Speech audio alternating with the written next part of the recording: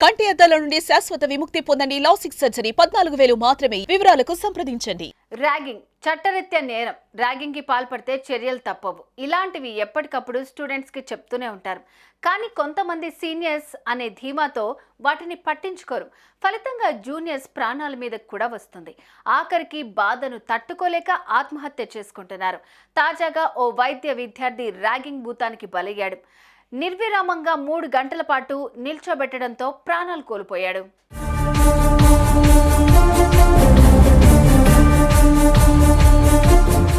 Doctor అవ్వాలనేది ఆ యువకుడి కల.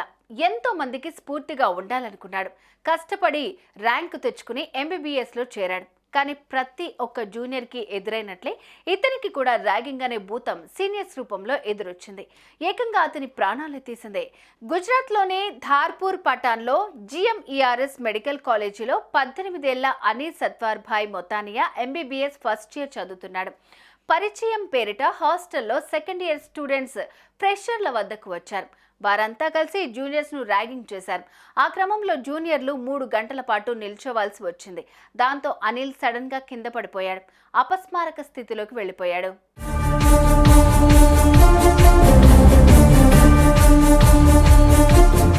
ఓవైపు అనిల్ కింద పడిపోయినా సీనియర్స్ ర్యాగింగ్ చేస్తూనే ఉన్నారు.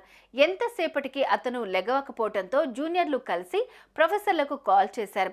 దీంతో వారు అనిల్ను వెంటనే ఆసుపత్రికి తరలించారు. అక్కడ 2 రోజులు చికిత్స పొందుతూ అనిల్ మృతి చెందాడు. ఈ విషయంపై కాలేజ్ డీన్ హార్దిక్ స్పందించారు. అనిల్ను చికిత్సకు తీసుకొచ్చేసరికి అతను స్పృహ కోల్పోయి ఉన్నాడని, ఆక్సిజన్ అందించి చికిత్స చేసేలోపే మరణించాడని అన్నారు. అతన్ని తీసుకొచ్చిన వారిని అడగ్గా 3 గంటల సేపు నిలబెట్టడంతో స్పృహ కోల్పోయినట్లు చెప్పారన్నారు.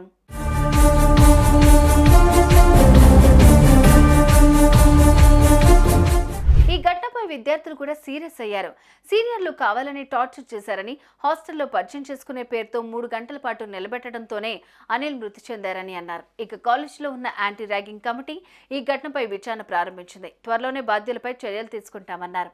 అటు ఈ ఘటనపై పోలీసులు కేసు నమోదు చేశారు. 15 మంది సీనియర్లను అదుపులోకి తీసుకున్నారు.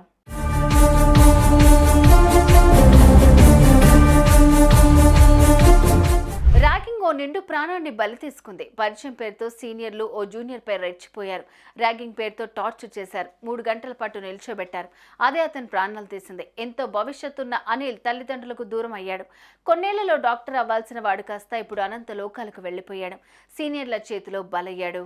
సుమన్ టీవీలో మీ పర్సనల్ అండ్ బిజినెస్ ప్రమోషన్స్ కోసం కింది నెంబర్కి కాంటాక్ట్ చేయండి.